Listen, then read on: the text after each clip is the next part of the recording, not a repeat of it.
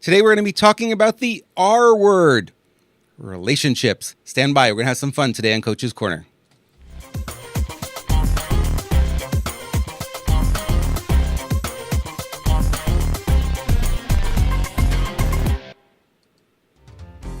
Welcome to another edition of Coach's Corner, Empowerment for Entrepreneurs. This is episode number 46, Creating Real Relationships. Today's episode is sponsored by The Marketing Network, themarketingnetwork.tv, profitable marketing training for business owners who want to get results fast. Visit us online at www.themarketingnetwork.tv. Use offer code COACH at checkout to save 25% on your membership. Hello, everyone. Welcome to another edition of Coach's Corner. I'm your host, Robert Imbriale. Happy to be with you once again. And not only am I here happy to be with you and spend this time with you, but the topic today is one that's really close to my heart. I got to tell you something. This is one of the big ones that came up very early on in my internet marketing career, was recognizing what was making me successful wasn't my skill set. Believe it or not, it wasn't that. It was kind of interesting because I thought, I know so much about marketing. I know so much about the internet. I know so much about technology. But what was really making clients come back and call me again and again was the fact that I was building relationships with them. You think, well, what really could it be that easy? Yeah, it can be that easy in many respects. And our guest today is Felicia Slattery, and I got to tell you something. She is amazing. We got an opportunity to speak on the phone about a week or so ago, and we got into this conversation about relationships, and we couldn't get off the phone. Literally, it was that kind of relationship. Felicia Slattery, if you don't know, is a #1 best-selling author of 4 books, internationally acclaimed award-winning championship speaker, and like me, has happy clients and customers in, get this, folks, 22 countries around the world. Is that not amazing? So I'm really happy to have Felicia with us today and here with us today. And we're going to be talking relationships. And I got to tell you, this is going to be a lively conversation because, like I said, it's a topic I am very, very passionate about. Felicia, welcome to the show. Robert, thanks so much for having me. I'm excited to be here. I'm so happy to have you because like I said, this is a topic that is, I think, elusive a lot of times for business owners because it's not one that's talked about. If you go to seminars, they're going to teach you about, let me talk about Facebook ads. Let me show you how to write copy. But they never talk about the stuff that's behind all of that makes it work. And what really influenced me or really excited me about having an opportunity to spend time with you was that we get to talk about relationships today. Yeah, you're right. It's funny. In all my years of going to and speaking at internet marketing conferences, it seems like people are really interested in the hard skills. What button do I push to make the thing work and make the money come out of my computer while I'm asleep? How true. Okay. But the soft skills are really the skills that are, in some respects, more important because you can't get to the button pushing thing. You can't get affiliates if you don't know how to have relationships. You don't get joint venture partners if you don't know how to have relationships. You can't get good help or find assistance if you don't know how to have relationships and how to respect somebody and how to have a conversation with somebody and let them know, what do you need and how do you need it. I mean, really the soft skills come before those hard skills. And so I'm excited that we're talking about it today. Yeah, and it's one of the things that very early on in my internet marketing world career, I was back, I'm going to say I'm going to go date myself here, 1994. I had set up an email system for the company I was working with, and we had 50 employees. A lot of them got along really well. They were really good friends, and everything was working really well. And all of a sudden, you put this technology between them. And they started to communicate, not face-to-face anymore, but now they were communicating over email. Right, we had intercompany email. We had "quote unquote" internet email, but it was email that would check every 20 minutes. You know what I mean? It wasn't as instant as it was today. We had modems actually dialing up a phone line and sending the email. So internet email was there, but it really wasn't. It was CC Mail was the name of the program we were using back then. Mm-hmm. And it was interesting to me how many people had conflict that didn't have any conflict before. Yeah. And it was because we put this technology in between them. Yeah. So I always say to people, we're the most connected society that we've ever been in history, yet we're very disconnected. Yeah, it's absolutely true. And, communication is fraught with lots of opportunities for misunderstanding when you're face to face with somebody in the same room and you have a similar understanding of what each other is talking about. Then you throw on layers of possible noise, we'll call it, as we call it in the world of communication. And you throw in the email, and you throw in somebody who just, somebody who's an accountant, and they keep their computer on all caps all the time so that they can do their accounting stuff. But then they email like that. And it's like, most everybody else says, why are you yelling at me? Or, somebody says that, like, you and I are talking and I say something and I've got a little bit of a, snide tone in my voice, and it's clear that I'm being sarcastic. Well, sarcasm doesn't come across via email or via social media. And yeah, nowadays we have, the emoticons that we can add, and different kinds of smiley faces and winky faces and all kinds of, crazy pictures and things we can add. But it still isn't quite the same as being in the same room. So understanding how to use the technology, because technology is not a bad thing. Obviously, if it wasn't for technology, you and I wouldn't have jobs, right? How true. So, like, yay for technology, and it's a fantastic tool. But we have to understand that the tool is only as good as the person using it and the understanding of the person using it to build relationships. That is so true. And you were talking about, the people typing with all caps. That's exactly what happened in this company. It was like, that's what the root cause of the discord was between them, is the people in accounting, the bookkeepers and stuff. Caps lock is on permanently. It's like, might as well be glued, it doesn't need to ever come off. Yeah. So all their emails were these screaming emails all the time, and there was no emotion. Mm-hmm. And we know human emotion is really an important aspect. And when you take it down to, today we're talking email, but we're actually talking text messaging as well. When you take it down to just the words, you have 7% of the communication is there in the words. You take away the inflection, the voice inflection, the tonality, the richness of the voice, like the snide remark. I could say your name 5 different ways and have 5 different meanings, but it's the same word, right? Exactly. That's 38% of the communication. 55%, the biggest part, is the part that's missing in all of this, is the body language. Mm-hmm. We read the 200 muscles in the face. We read, expression. We read, we pick that up without even thinking about it. And it all makes it part of the communication model. So now you have a situation where, what are we doing today? We're texting our customers. We're texting our significant others. Boy, bad news, right? Yeah. We really need to figure that one out. For sure. Absolutely. Yeah. And it's just, that 93% and the 7%, those statistics actually have to do with people dealing with and talking about relational issues. I've read that study.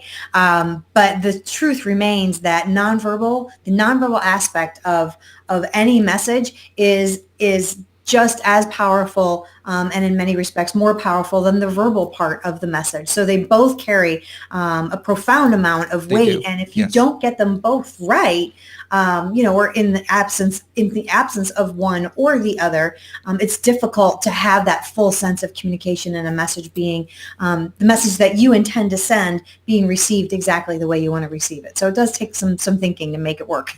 It does, absolutely. And Tony Robbins, this is an NLP thing that comes from him. And what he was talking about, he talks about being in integrity, means the body language, the tone, the inflection, the words you're saying are all in alignment. They all are giving the same message, if you look at somebody with a scowling face and say, I love you, it's like the message is incongruent, right? You're sending 2 different messages at the same time. So we know that in networking, in live networking. I know, I don't know how have you been feeling about this, but I just don't see a lot of people out there face-to-face networking quite as much anymore. We think we have LinkedIn, we think we have Facebook, and it's supposed to be a replacement for that. I don't know, I've got 2,500 people following me on LinkedIn. I probably know 10 of them. Yeah, it's interesting. What a lot of folks who have embraced technology for their marketing purposes are missing out on, I believe, are those rich relationships. And believe it or not, every single day of the week in your town, there are networking meetings. Everybody's town. And so you can go to those meetings. And I have long said, if everybody in your town or the surrounding areas suddenly wanted to hire you at whatever your highest level is that you offer for your services tomorrow, could you handle all that work? You probably couldn't. So there are people right there in your own backyard that you could serve with your products, with your services, and they're just waiting, and they're right there, and you can meet them face to face and have that and start relationships like that. So what I always do is I'm a speaker. I train people to do speaking. And so I have trained people over the years to go and speak at an event, whether it's a local event that you're speaking for free or a marketing event where you're getting on a plane and you're traveling and you're selling for something from the stage. But you take those people that you meet at that event and you move them into your online system. So you're starting with that relationship. The speech is the beginning of the relationship. It's the reverse of what we do now. Yes. Yeah, exactly. Yeah. Exactly. So many people are, whether they're meeting, they're speaking at an event. I've seen so many speakers do this where the speech is the beginning, the middle, and the end of the relationship. They don't think to even carry on relationship with people in an audience after that. Or the other side where, people use the internet to connect and then they never take it offline. They never have a phone conversation. They never, forget about meeting face to face. Like they just don't. And it's too bad because there are a lot of opportunities to do that, whether they're, like I said, local networking events or, industry or niche kind of conferences where you can go and you can meet people who get you, who understand you. And we have tools today that help with that. I mean, why would you not use Skype or why would you not use Zoom or even Facebook? Facebook now has, I don't know, a lot of people know this, but within Facebook Messenger, you can click on and do a video conference call. Call somebody with video and see them face to face. The video is not the greatest, but it's that face to face again that we're missing. Yep. What's funny is just be careful if you're going to use the Facebook Messenger thing. I've used that and meant to add a video that I had made. Like sometimes I'll send a birthday video to a friend via private message or something. And one time I made the mistake of pushing the camera and it called them on the camera. And I was like, oh, I didn't mean to do that. But it was a close enough friend that I was like, hello, I'm about to upload a video. But anyway, how you doing? People aren't ready for you to call them on Facebook. It's like, it shocks them the first time. It's a funny ring and everything, and everyone goes, "Where is this coming from?" I don't know where this is coming from. But we'll get back to the concept here. The tools are there, and we don't have to be so disconnected. Talk to me a little bit more about face-to-face networking because that's one that is escaping a lot of the business owners today, and it's an opportunity missed, I think. Yeah, so face-to-face business, I actually, one of the books I wrote is called Kill the Elevator Speech, Stop Selling, Start Connecting. And it's all about that connection. That's on Amazon, that book, right? It is on Amazon, yeah. Okay. Kill the Elevator Speech. Mm-hmm, for sure. And the idea is, we hear in business that there's certain things you have to have, right? You need to have a website and you need to have a business card and you need to have an elevator speech and you need all these things before you can actually start doing your business. And that's all, it's such a lie. What you need is a solution to somebody's problem. That's what you need. And when you have a solution to somebody's problem and you have a way to solve that problem and a way to make it happen, whatever that way is, whether it's by buying a product or paying you to consult with them or coach them through the situation or whatever it is, right? That's all you need. And so when you go to a networking meeting, one of the biggest mistakes that people make is they get in their head, well, I have to have this elevator speech thing. And I heard so-and-so guru say I need this. So I'm going to put this thing together and I'm going to memorize it. And it's such a mistake because that's not a true connection, right? When you put together any kind of a memorized thing, that's not you connecting with another person, right? If I was going to memorize something, it might be when I'm going to stand up and speak to a room full of people. That's the situation for a speech. But you and I, Robert, getting on the phone together, does it make sense for me to memorize something before we chat? No, it doesn't. And so why would you do that in person when, in fact, people are only going to remember 17.2% of what you say anyway? And that was according to a journal study in the area of communication. So if people are only going to remember 17.2% when they're listening specifically for information, does it make sense to bombard them with lots and lots of words? Of course not. And about you, they're going to remember 2 to 4 words. And that's it. So now you get to make a decision. Are you going to be the one that says what those 2 to 4 words are? Or are you going to say lots and lots and lots and lots of words and let them try to figure it out what you are, right? So I just say, listen, tell the people what the 2 to 4 words are and don't get crazy. You don't have to be fancy. You don't have to do, I don't know if you remember, you and I are the same era. Do you remember growing up in the 80s and moms who were stay-at-home moms, they came up with this term called domestic engineers. Do you remember that? Yes, I remember that. Yes. Right. And so business owners, we do the same thing. We're like, I got to be really creative with what I am. Like, you don't. And in fact, when you try to be creative and try to come up with this name that nobody's ever heard of before, what happens is you neurologically confuse the person. Yep. Confusion. Yeah, they don't have the synapses for what that thing is. When I say, somebody were to say, I'm a graphic designer. Oh, well, we know what that is, right? At the beginning of our conversation, you and I talked about the accountants at a company. So if somebody says, oh, I'm an accountant. Oh, I know what I'm not an accountant, so I don't know all of the work that an accountant does. But I have a frame of reference in my mind for what that is. So people are going to have a frame of reference when you say, I do business consulting. Oh, okay, I have an idea. They know you're not doing accounting and they know you're not doing graphic design, right? So use words that they've got a frame of reference for so that then they can make a connection for you. And then here's the secret sauce. You want to get to them instead of on a head level. You want to hit them in a heart level. That emotion. People buy based on emotion. People remember you based on emotion. Yes. And so here's the question you're going to ask. Don't ask somebody, what do you do? Because when you ask that question, the people who have memorized their elevator speech, you're going to get verbally vomited on. You'd be like, I love that. We don't want to have it. So right? true. So you sidestep the verbal vomit question. And instead of what do, you ask, how did you get started? And so like if I were to ask you right now, Robert, how did you get started doing all of this coaching and this kind of work that you do and getting this together?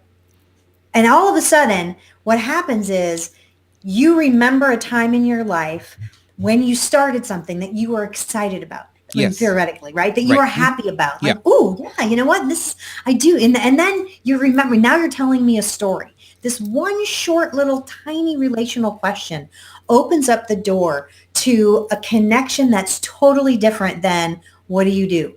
Here's my thing that I memorized. What do you do? Here's the thing I memorized. Because you just said, I'm interested in hearing about you. I want to know your story. I want to know something about you. And that person in that moment, when they're remembering that happy moment when they started doing whatever their work is, endorphins are being released in their body because they're remembering that happy time and they're associating that emotion with you. And when they associate that emotion with you, they remember you in a different way than they're going to remember anybody else. So you've got those 2 to 4 words that are easy, that they've gone, oh yeah, I know where to put you in my brain. And now you've flooded their body with this positive emotion. They're going to remember you in a different way than they remember anybody else in that room. And that's all you have to do. 2 to 4 words and ask, how did they get started? And now you've started an actual real connection with another human being. You started a real relationship. Exactly. Yeah, and I've always been a big proponent of that. You were speaking directly to someone who's been living that. It's absolutely true. It's like you want them to be talking about themselves, not about asking you and listening to you, because they're not going to hear it anyway. Right. That's the truth of it. They're focused on what they're focused on. They're at a network meeting or wherever. They want solutions. They want answers. They want to move their needle forward, and they don't really care about yours. Right. So. And interestingly, when you ask people and they're talking about themselves, they like you better. This is proven over and over again. Interpersonal communication 101. When you're having a conversation with somebody, the more they talk, the more they like you. That's good. I'm going to have you talk for the rest of the way then. Well, it's your show. Maybe you should talk more. But it is absolutely true. I mean, that's exactly my experience of it, because I've been involved in this for so long, is exactly right. I mean, the more you get them to talk about their dreams and their business and their goals and what they're, you get them eventually around to what their challenges are, and that's where I can step in and say, okay, that's your challenge. I've got a solution for you. Maybe we should work together. It always wraps to that without it being a sales presentation. Yeah. And, and not every conversation needs to end up there. I mean, maybe it isn't. Maybe the person isn't your ideal, your ideal target. Because one of the other mistakes that a lot of, especially internet entrepreneurs, I've noticed a lot of us are focused on ROI. So if I go to this meeting, I got to get 3 clients out of this meeting for my ROI to be there. Right. And the truth is, you don't know who that person knows. You don't know who that person's connected to, or who that person's married to, or, what access that person has that can open up doors for you. So while they're talking, you may be thinking, this isn't really somebody that I would be able to work with, or I would be able to serve. While they're talking, business. you're actually screening them. Yeah. You're analyzing and saying whether they're a fit. Oh no, look, I'm putting them in that box, and those people typically don't have money, or don't have the passion, or don't have the desire to do what I'm trying to sell here. Exactly. But that doesn't mean that the person that they worked with last week, their coach from last week, who they're like best friends with and been best friends with since forever, right? That person may have the perfect podcast for you to be on, or they may be the most connected person in town, and they can connect you with everybody and get you on stage in front of everybody in town. Wow. Or they may be, their kid may be the new editor at the local newspaper, and they're looking for somebody just like you to do a big spread on. I mean, like, we just don't know who people know. And so just when you're hearing somebody, our tendency is to go, oh, this person isn't one of my people, and then, write them off and move on. But I would encourage you just to, maintain the smile, maintain the happy, connection with the person. And maybe you never speak to them again, but maybe they turn out to be somebody who, other than being a client, can be a connector for you. And that's really powerful too. Well, they always say, 6 degrees of separation. I think that's really true. It's like you meet people who you would look at and you say, okay, this person doesn't know anyone. Oh, but they know the editor at the New York Times or something. It's just the weirdest thing. Happens to be my neighbor, or my cousin's best friend, or, whatever. It's like, You're so right about that. And we can be very quick to dismiss people. And I think that's a huge mistake. One of the things I learned from Tony Robbins is you can learn something from everybody. It doesn't matter if it's the janitor. It doesn't matter if it's the CEO of the company. You can learn something from everyone if you'll take the time to listen. Yes, exactly. And there's a lot of opportunity in that. And thank you for bringing that up. For sure. So in today's business world, meeting new people, networking, obviously face-to-face, attending seminars, that kind of thing, a lot of local networking groups, that kind of thing is always very helpful. What else would you suggest for business owners who are looking to expand their networks, meet new people, make new connections, and obviously get more clients as well down the road? Well, as somebody who teaches speaking, I firmly believe that if you're going to go to a networking meeting, try to be the person at the front of the room.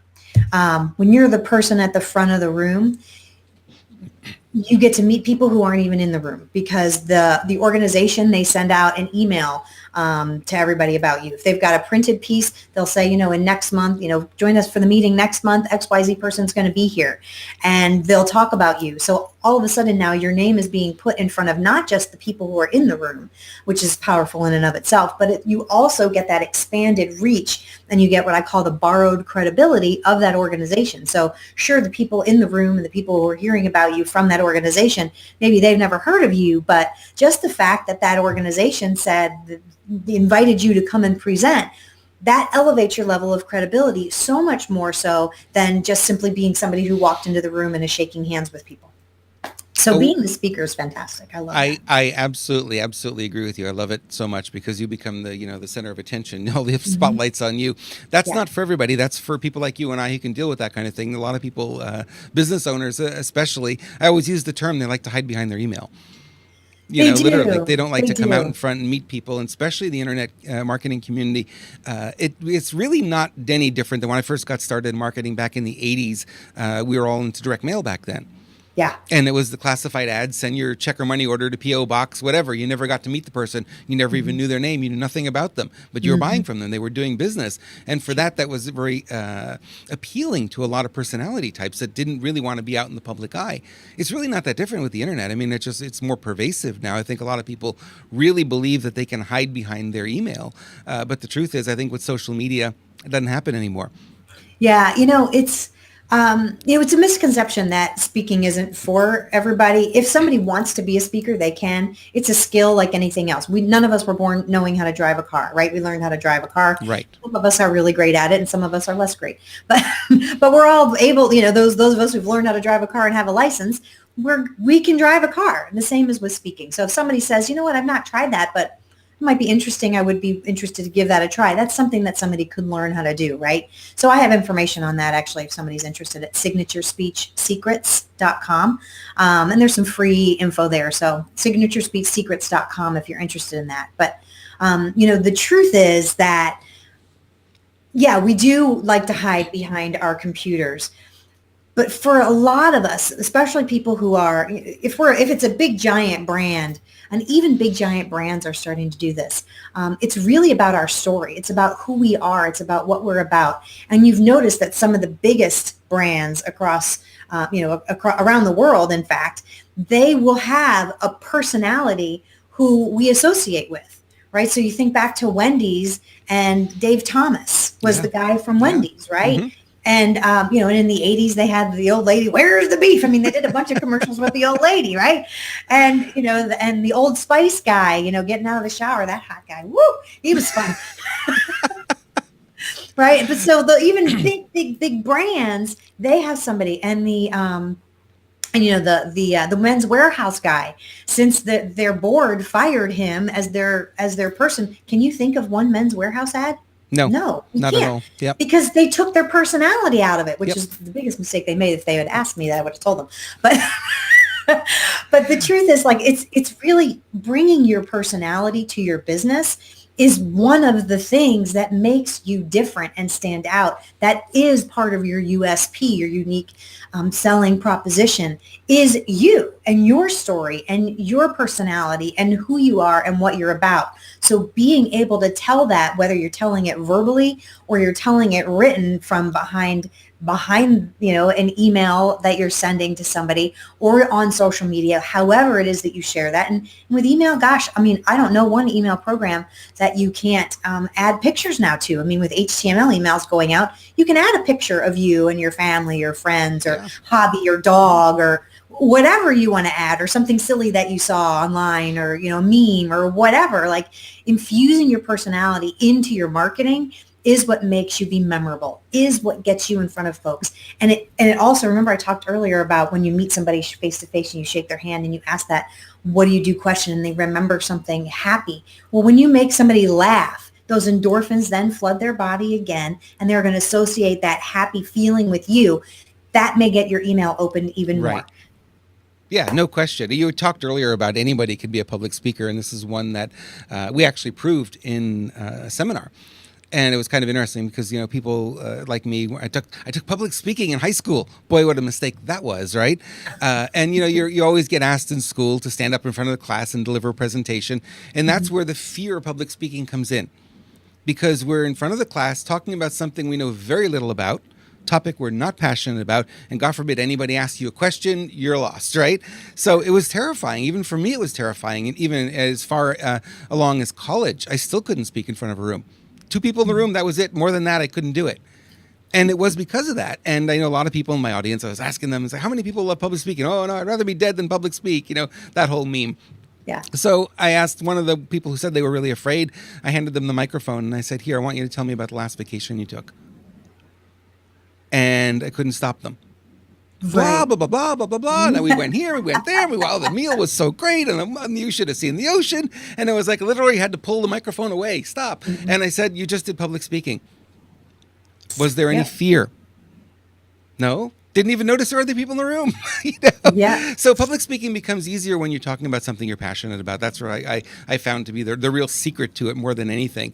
And for me, that's what it was. I mean, I stepped out the very first time public speaking in front of a group of about 30 people, never having done a presentation before, decided it was going to be 3 hours, but I was talking about marketing, something I was passionate about. Yeah. It was easy. It became easy for me. Absolutely. So you're bringing up a lot of fabulous tools, especially the part about bringing your personality to your business. Mm-hmm. I know a lot of people, and I'm guilty of this. I don't bring enough of me sometimes to my posting on social media, and so people don't really get to know who I am as a person. They know me as the marketer, but who's Rob the person? And I know that hurts the business not doing that. So I'm going to ask you as the coach right now on this. How would you bring your personality into your marketing, into your social media presence, into that world where all your clients are? Well, I love this question.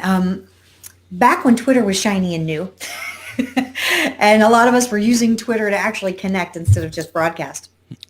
We used to talk about, have about 5 topics that you discuss. One of them could be your dog, like mine right now. Yes. Go on now. She's very excited. She knows when I get excited. Okay. All right. So one of them could be your pet, but that's true. But only one of them should be your business. So that means you need 4 other things that you tweet about or talk about on social media or share in your email. And here's when you email people, it's a little bit different than social media. But even in email with social media, or I'm sorry, even with email with personal stories, you can still do this because you want people with your emails, typically you want them to take some kind of action. Typically that action is either hit reply or click a link, right? Right. Mm-hmm. And so you can start with a story and just think about what are the 4 other things other than the work, what are the 4 other things that you love in your life? So for me, my family is one of them. For me, another one is cooking. I love cooking and gardening and food. And I'm all about that. I love that. Another one would be, I love kind of funny things and that kind of thing. So I'll share funny kind of humor types, like things like that. And then I'm very active in my faith, and I volunteer at my church and I sing in the choir. That's brand new, actually, by the way. But well, congratulations. That sounds like a lot of fun. Yeah. So, I bring in different aspects. So people, when people meet me and they've never met me in person before, but they've been following my work, whether they get my emails or they're following me on social media, I always get the same thing. Wow, you're exactly the same in person as you are online. And I always think well, how else would I be? Okay. But the fact is so many people get tied up in, well, I don't know what I should share about myself or what I should, nobody really wants to know that, or, whatever the case may be. But the truth is that the human experience is universal. So one of the reasons why I share about food and my love for food is that's one thing that every human being has to do in order to survive. We all have to eat. Right. And you bring something up about food or diet on Facebook and then wait and see what comments come in. You want engagement and people will engage around that. My daughters now are 13 and yeah. So, talk about parenting, ask a parenting question. People come out of the woodwork. So it's very easy to engage when you're talking about things that are common. And then what I tell people, especially when in an email situation, so tell your story of something that happened and then relate it to whatever it is that you're promoting. Make a transition and a link, not a physical click-on link, but a mental link between your personal story and what it is that you want. How does the story relate to the action I want you to take? Yes, exactly. Yes. Mm-hmm. That is brilliant. I actually took notes on it because I think it's one of the things a lot of people get asked. And the other thing that you mentioned that is really key is that when they see you, what I call off stage, you're the same person as you are on stage. It's critical. Yes. That's called integrity, right? Yes. And I know a lot of people fail in this business when they try to be something they're not, because you can't keep up that game for too long. At some point, people are going to find you out. That's one of the reasons that I followed Tony Robbins for so long and became a trainer with the organization, was because when I got to spend time with Tony backstage, he was the same person he was as he was on stage. Mm-hmm. And other speakers, I could say, not at all. I actually had one speaker that I was at his seminar. I was actually producing the seminar for him, and I got to know him off stage. And then all of a sudden I saw this different persona on stage. And I went up to him and I said, I don't know who that was on stage. I didn't recognize that person, because I got to know you as this warm and cuddly, loving kind of person. And I saw that. And he got pissed off at me. He said, well, I took all these acting classes. And I just stopped at that point. And I just you took all these acting classes, so you went up on stage to be something you're really not. And you're thinking you're in integrity. You're not. Mm-hmm. Mm-hmm. You're not. Yeah, it's tricky. I actually, that's the speaking that I started speaking in front of audiences of hundreds, thousands when I was 7 years old. And I was reading at church. And then after that, I acted in all kinds of different things. And the speaking that I did, the competitive speaking part, some of the events were I was myself, but other events, I was acting. So I was trained in that. And I see people who come through that. And in fact, I can always spot somebody who's come through Toastmasters, because Toastmasters is a fantastic organization. And for people who are nervous, I recommend go there, because they will shake the nervous out of you, because you get up and you do it and you do it and you do it and you do it and you do it. The problem is when you do it too many times and you follow the rules, too many of the rules, you can look stilted and you can look like I am now speaking. Really? Like, people don't want that. Like, yes, you can make sure that you're not using verbal disfluencies. Of course you want to avoid those. Of course you want to move with purpose on the stage. But when you speak to people, they would much prefer you have a conversation with them than speak at them. And so I have to shake my Toastmaster clients when they come to me. Anybody who's competed in speaking, I've got to okay, that was great. Now can you just talk to us? That would be fantastic. Can you just show us who you really are, not who you were trained to be, right? Yes. Exactly. Yes. I see that when we do video production as well. We have people that'll come in, especially chiropractors and artists and such, that come into the studio here, and we do video production with them. And all of a sudden the camera goes on and they think they have to be something they're not. And the moment they do that, it's an immediate fail. And it's like, okay, cut. We need to stop right here. Can't do this. You can't play this game. They start speaking a different language. Yeah. They speak as if they're writing literature. And it's just like, no, the way you write is not the same way as you speak. And it's very different. And we want you to be conversational. We want you to just be yourself, and you'll be funny and you'll be whatever. And if you're not, it's okay. It just, people really want that authenticity. And I really understand the Toastmaster situation. I've run into a lot of people who've been through that as well. My exposure to speaking was only Tony Robbins. So I don't have any other experience than watching him. And I was blown away back in, was it 95, I think, the first time I saw him, that he was on stage for 12, 14 hours, no script. Yeah. And I said, how could you do that? I didn't even understand that was even possible. And, I've done seminars 3 days with no script. And it was like, yeah, you can do it. It's like, certainly it's coming from the heart. It's coming from within. It's who you really are. You're not trying to be something you're not. You don't need to memorize anything. Just be who you are. Right. Yeah. And you want to organize your thoughts. You want to make the material and the content make sense for your audience. And Tony does that, right? Yes. And those of us who've done this for a while, now we're going to talk about this topic. Okay, great. And then you talk about that topic and you share the information and you share the steps, and maybe you'll share a story or two so that they can anchor the information. But yeah, I mean, it's I always want to say it's not that hard. But my husband is a personal trainer, and he has his own business. And, I'll just say, just turn on the video camera and talk. And he'll go, just pick up the weight and lift it. I'm like, oh, okay.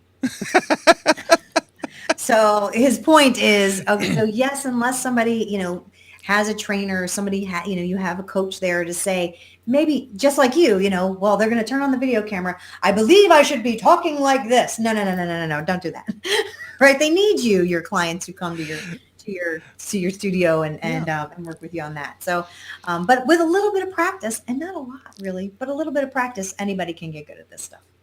Yeah, and it really is a powerful tool, especially today. I'm thinking back now, the internet, 1984. Okay, that was before the World Wide Web. The first time I got online was 1984, and it was on a Commodore 64, the 300 baud modem. And it was a service called Q-Link that eventually became America Online. Okay. Steve Case's first game. And one of the promises of the online world back then was that we would have the ability to totally replace television with this internet. And your computer would end up, and I actually did a presentation in college back in 1981 about this, that this screen would become central to our lives. We'd have everything at our fingertips. I thought it was going to be the television. It turned out to be the computer, but the screen is the screen, and everything kind of revolves around that. So now you say, well, I don't know if I want to be doing video. I don't know if I want to be in front of a camera. I think it becomes more and more vital as a business owner to be doing this. I'm seeing so much success with some business owners now who are starting to do regular Facebook Lives. Last year, 2 years ago, it was Periscope or whatever.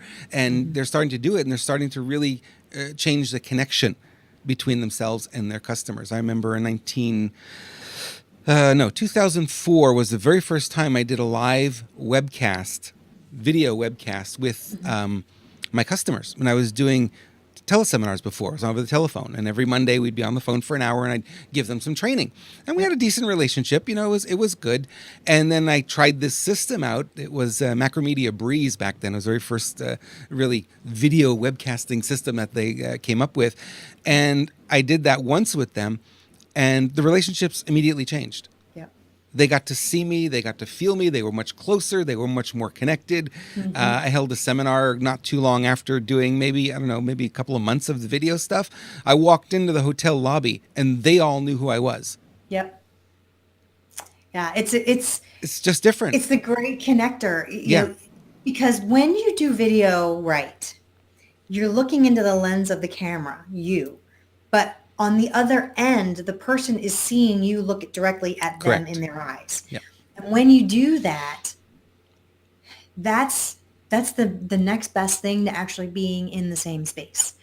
And the cool thing about video is it's working for you 24 hours a day, 7 days a week. You could have recorded a video 2 or 3 years ago. That same video can have that same impact on a different person who's never seen it before, right? But if it's evergreen kind of material in that video. And so it's, there's a big difference. If like right now, my webcam is here, but my screen's over here. So if I'm looking over here and I'm just looking at you talking, it's weird, right? Like, cause I'm not talking to you. It's disconnected. But when I suddenly look at that lens, it makes a huge difference. It almost feels like we have eye contact with each other. Mm-hmm. And so that's actually one of the best and most powerful tips that somebody could take away today if you decide you want to use video, and you should be using video. Just look directly at the lens of that camera. Don't worry about looking at yourself, even if you're using your phone. On my phone, there's the camera's over here, and I sometimes want to look here. Even that little shift from there to here to there to here. There's a big difference, yeah. Yeah, it makes a big difference. So don't follow the temptation to look at yourself and make sure that your hair is okay and you're, am I doing all right? Like just look into that lens, look into that camera, wherever it is, and know that you're connecting with somebody on the other end. And that's in and of itself a very powerful message. And what I tell people to do when they're going to use their phone or where they're going to do video or something, it's like, just record the video locally. You don't have to go live stream right away. And if you mess up, delete it, start again. It's not the end of the world. The very first time I did a seminar here in San Diego for the Learning Annex, I remember it was a new seminar. I just created something new, and I wanted to teach, back then it was how to double your business in 30 days or less by improving the results you're getting to your advertising. So I went into Vogue magazine, I pulled out a bunch of ads, and I said, we're gonna go through these ads. I'm going to show you why they work and what the emotions are behind them. Yep. And it was sort of a complex seminar. There was some stories in between. I rehearsed that seminar in my apartment for 3 or 4 times, the entire seminar, 3 hours, right? Wow. And then when it came time to do it, it was effortless because it was like, I knew what I was going to do. I knew where it was going to go. I knew where I would get hung up and fix the things that I would get hung up on. And there was no script. It didn't need to be. I knew kind of the outline of it, and it really made a big difference. So the same thing in video. If you want to practice, I always say, record yourself locally. It's hard to look at your own videos at first. Yeah. You get over that. It doesn't last very long. You do. Yeah. And record all of your practice sessions also, because great idea. Sometimes when you think it doesn't matter is when you're more relaxed and it's easier. So just turn the camera on and record the whole thing. And every time you make a mistake, some people turn off the camera and make another video. Some people just let the thing run. And when they get a good one, they lop off all the ones. Yeah, just chop it. It's so easy in editing. Yeah. Or the other side is, and this may seem a little bit scary and a little bit counterintuitive, but I tell people, you know what, just use your phone and go live. And if you hate it when you're done, just turn it off. But now you forced yourself to do it, and it's out there. Exactly. And for some people, that extra added pressure of being live and knowing that somebody might be here watching me right now, that in and of itself allows them to, again, for some people, allows them to actually think more clearly and say what they want to say, as opposed to, I'm just practicing and nobody's going to see this thing anyway, so it doesn't matter. Like, somebody might be watching me. Okay.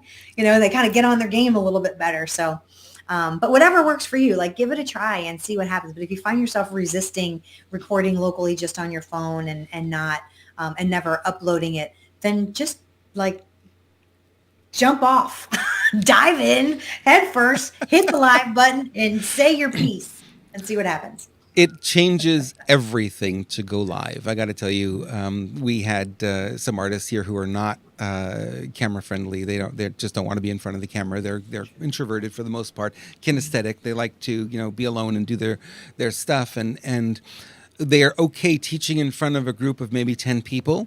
Mm-hmm. And what we decided was, okay, we'll bring them in the studio and they'll just do the same thing. It does not work at all. They can't. They're not fluid. They don't flow. So we said, okay, we're going to try this. We're going to go live. And it was a big risk because you don't know if they freeze up. You've got, a couple hundred people watching, who paid for it, who want to show up, and they never do. And when they make a mistake, they self-correct and they just keep going. They keep going. They keep going. Some of these things went as long as 4 hours live. Wow.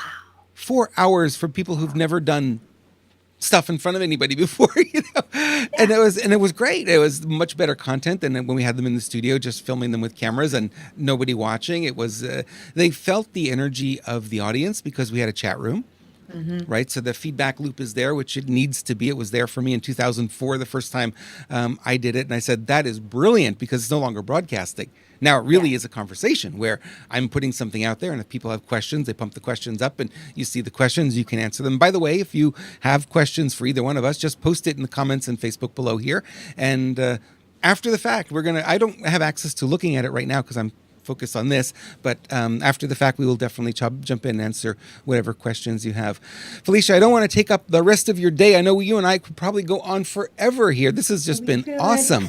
Thank you so much for having me. It's been fantastic being here. Okay, now I want you to tell us where to find you, because I know there are people who are going to watch us and go, okay, I need her help. I need to be coached. I need to be able to step up and be better at networking and better at my communication skills. And because that's a big piece. And I knew that, in my coaching career, that was the number one thing for me. I knew I needed to be able to speak in front of people if I was going to grow my business. And boy, it's paid off in unbelievable ways.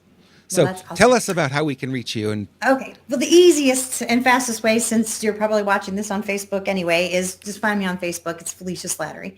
And I'll comment in there so you can click on that and say hi, and we can connect that way. But you can check out my website at FeliciaSlattery.com. It's brand shiny new. And it's beautiful. Thank you. I was on it the other day. Yeah, I was, we were preparing for this. I was like, well, let me learn more about Felicia. And it's like, I went on the website and wow, this thing is really well put together. I love it. Thank you. Congratulations. Thank you. And there's still, people will be like, wait a minute, I can't, there's the thing, it's like 98%, you know what I mean? So, but go there, you can learn a little bit more about me. There's some contact forms and stuff. But you could pick up, if you want to know more about speaking, signaturespeechsecrets.com. And that's just a free, there's a free audio there and some other free goodies. If you're interested in Kill the Elevator Speech, that was the book that we talked about earlier, and you can grab that at Amazon. There's also some free goodies, I believe, at killtheelevatorspeech.com, so you can check those out as well. And just connect and say hi. And if there's any way that you think I might be able to serve you, I'd love to talk to you a little bit more about that. And you have a book upcoming. I do. That you're working on. I don't know if you're ready to talk about it yet, but it really piqued my curiosity big time, because obviously, relationship is a big deal. You really going to talk about it? Can you talk about it, or sure, you don't have to? Well, yeah, I'm actually happy to. It's okay. It's called Real Relationship Challenge, and REAL is an acronym, REAL, for what you do and how you feel when you're in a real relationship. So what you do, and we'll put it into context since we talked about social media. So we respect, we engage, we affirm, and we laugh. So that's what you do. And then, sometimes people be like, I don't know, what did this person, I don't know if I should be friends with this person or not be friends with this person. Ask yourself how you feel. Do you feel recognized? Do you feel energized? Do you feel accepted? And do you feel loved? And I don't mean necessarily loved like, you love your husband or your wife, your boyfriend or girlfriend or something like that. But right. Like in the way of like, gosh, I really love when I see when that person comes on my thread, because they always say something, empowering, or they always say something funny, or they're always just so nice and supportive or whatever. Like that is a way of, feeling love. Like people say, oh, I love my work, or I love my job, or I love that book. That's the kind of love we're talking about. And so if you feel that way, that's your signal that you're in this real relationship. And if you're not, then what can you do? Are you doing the first REAL? Are you respecting and engaging and affirming and laughing with somebody else? And if not, then there are things that you can do to fix that. So anyway, that's what the book's going to be about. And I'm very excited. I actually decided to self-publish this one. I've worked with publishers for my Oh, other goody, books. goody. I love that. Yeah. I love So that. When should we expect it? well, now that I've decided to self-publish way sooner than before, Okay.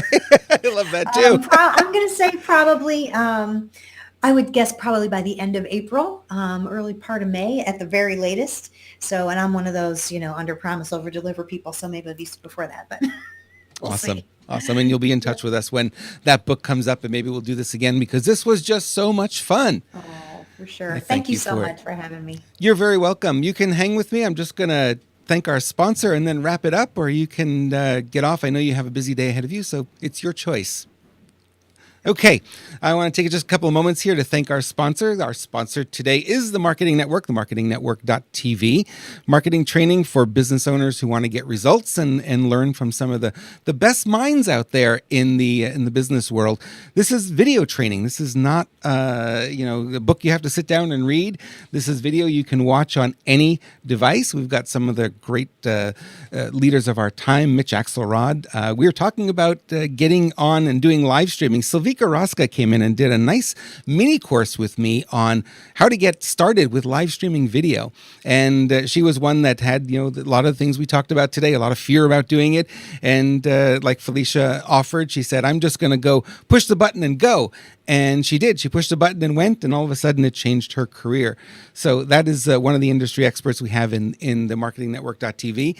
Like I said, this is video, so you can watch it on any device. It goes on your iPad, your iPhone. It'll go on your Xbox. It'll go on your Android phone, your computer desktop.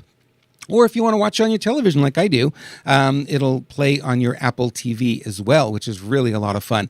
So go over to themarketingnetwork.tv.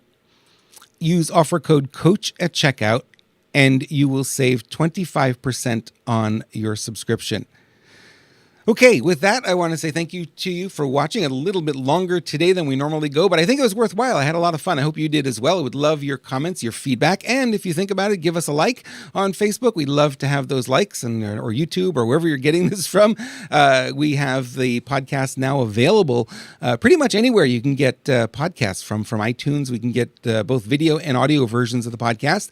If you like Google Play, if you like Stitcher Radio, if you like TuneIn Radio, we're available at all those different places. So be happy to hear from you. If you want to send me an email, go ahead and do that. Robert@ultimatewealth.com. That's my email address. Be happy to respond to you and give you some feedback and some, maybe some help along the way of what you're trying to accomplish and how you're trying to build your business. And if you really like this, you might as well share it with your friends because they would appreciate it too. All right. With that, I say thank you very much, and we will see you next week.